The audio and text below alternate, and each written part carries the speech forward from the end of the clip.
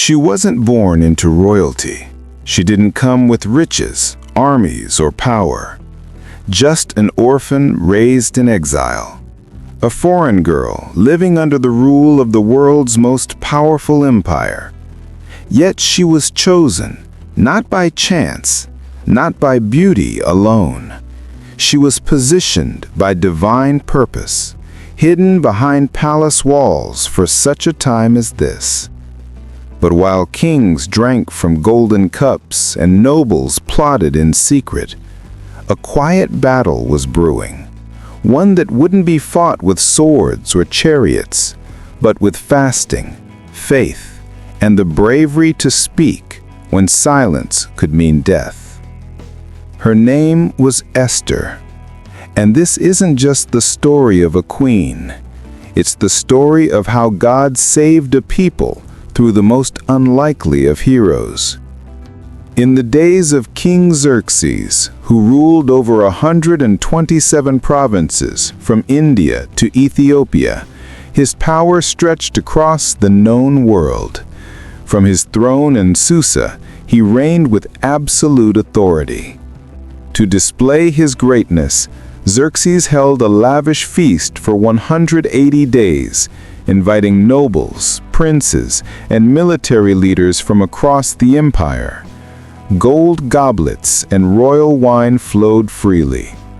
When those 6 months ended, the king opened the palace gates to everyone in Susa, hosting a 7-day banquet in the garden courtyard. Wine was served generously, with no restrictions. Meanwhile, Queen Vashti hosted a separate feast for the women inside the palace. But on the 7th day, when the king was merry with wine, he made a prideful demand that Queen Vashti be brought before his drunken guests to be paraded as his prize. Vashti refused. She would not be objectified. The king's pride was wounded. His own queen had publicly defied him. Enraged and humiliated, Xerxes turned to his advisors. They warned that her defiance would inspire women across the empire to disrespect their husbands. They urged the king to remove Vashti and issue a decree that every man should be the master of his own house. The king agreed. A royal edict was sent to every province in every language, and Queen Vashti was banished forever. But little did they know, God's unseen hand had just begun to move. As time passed, the king's anger faded, and he felt the weight of Vashti's absence. His advisors proposed a solution. Gather the most beautiful young women from across the empire, and let the king choose a new queen. Among those taken to the palace was Hadassah, known by her Persian name Esther, a Jewish orphan raised by her wise cousin Mordecai. He had taught her to fear God and, for her own safety, to keep her identity hidden in a foreign land. Esther was placed under the care of Haggai, the keeper of the women. And immediately she stood out, not by demanding luxury, but through her humility and grace. God gave her favor in Haggai's eyes. For 12 months, she was prepared for her one appearance before the king. When her time came, she entered the king's presence with a quiet dignity and strength that captivated him. King Xerxes loved Esther more than any other woman. He placed the royal crown on her head, making her his queen. A great banquet was held in her honor, but no one knew she was a Jew. No one knew God had just placed his servant in the palace, not to be served, but to stand in the gap for his people.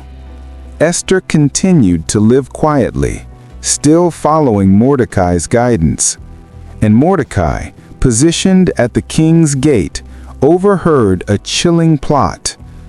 2 of the king's eunuchs, Bigthana and Teresh, were whispering in the shadows, planning to assassinate King Xerxes.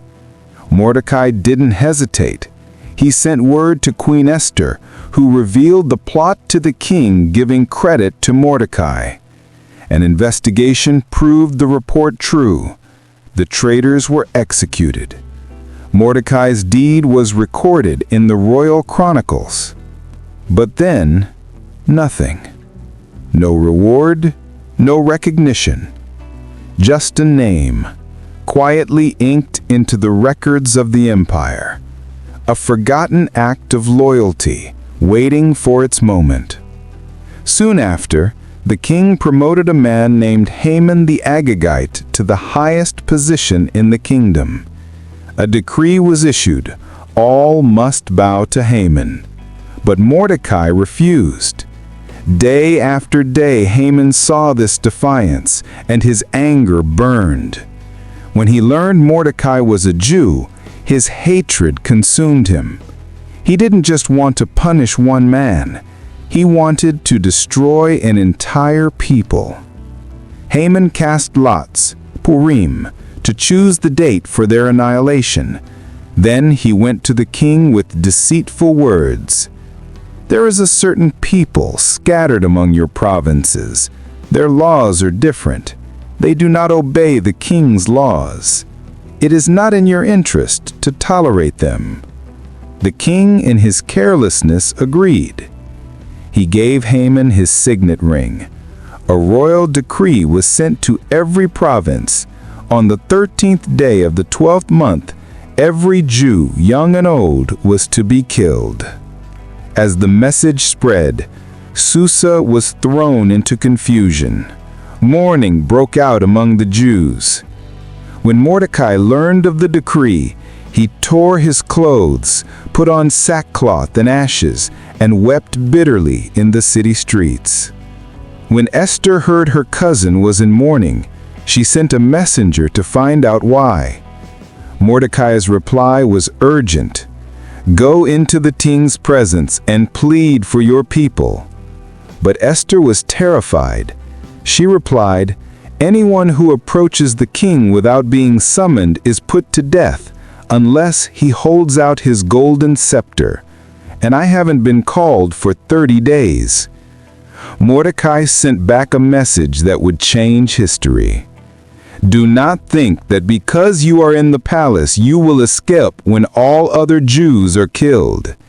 If you remain silent at this time, relief and deliverance for the Jews will arise from another place, but you and your father's family will perish. And who knows but that you have come to your royal position for such a time as this?" Esther's fear gave way to faith. She replied, "Go and gather all the Jews of Susa and fast for me. Do not eat or drink for 3 days.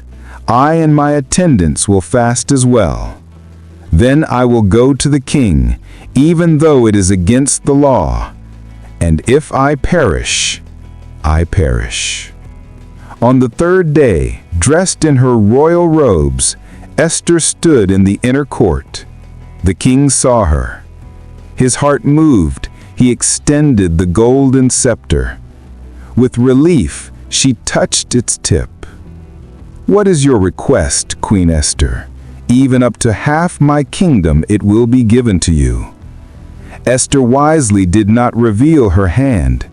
Instead, she invited the king and Haman to a banquet. That night the king could not sleep. He ordered the Book of Chronicles to be read to him. There he was reminded of Mordecai's loyalty, of the plot he had uncovered and saved the king's life. "What honor has been given to Mordecai for this?" the king asked. "Nothing has been done for him," his servants replied. At that very moment, Haman entered the court, eager to ask permission to hang Mordecai. But before he could speak, the king asked him, "What should be done for the man the king delights to honor?" Conceited, Haman thought, "Who would the king honor more than me?" So he described a grand parade.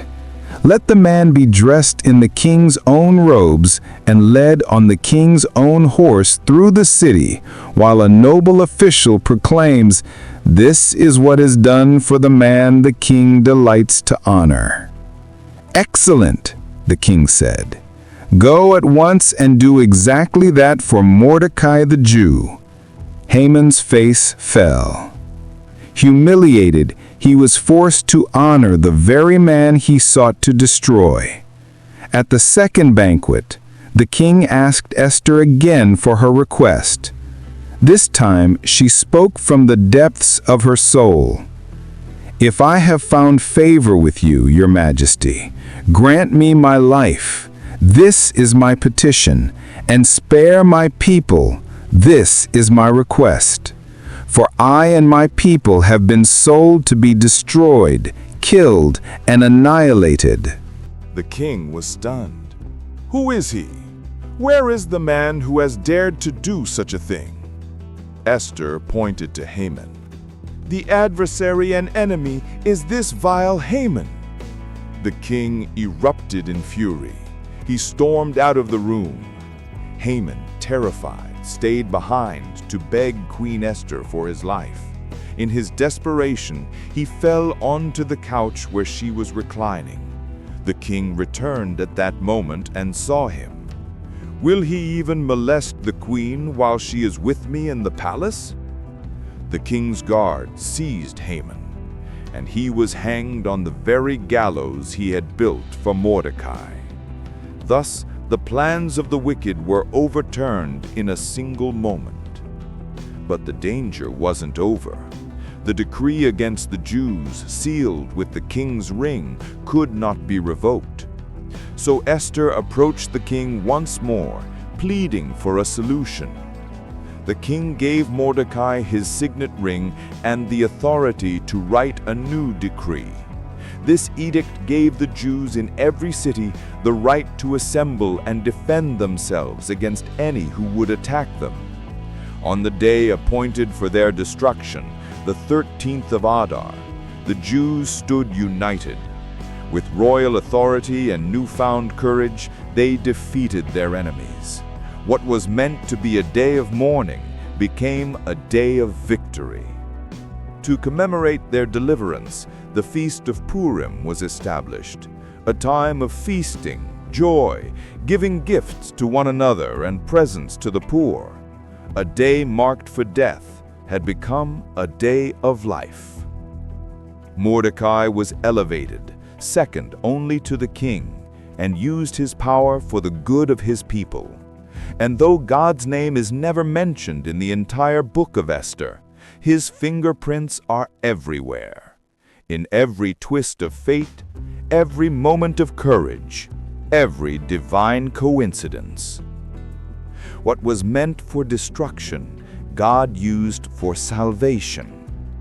The story of Esther reminds us, even when God seems silent, he is never absent. Even when the odds are against us, he is already at work behind the scenes. Perhaps you too are where you are for such a time as this. Not by accident, not unseen, but chosen, positioned, and called. Because the God who reversed the fate of a nation still writes stories of redemption today, and yours could be next. If you were inspired by this story of courage and purpose, please consider subscribing. It truly helps us continue bringing these powerful stories to life. Thanks for watching.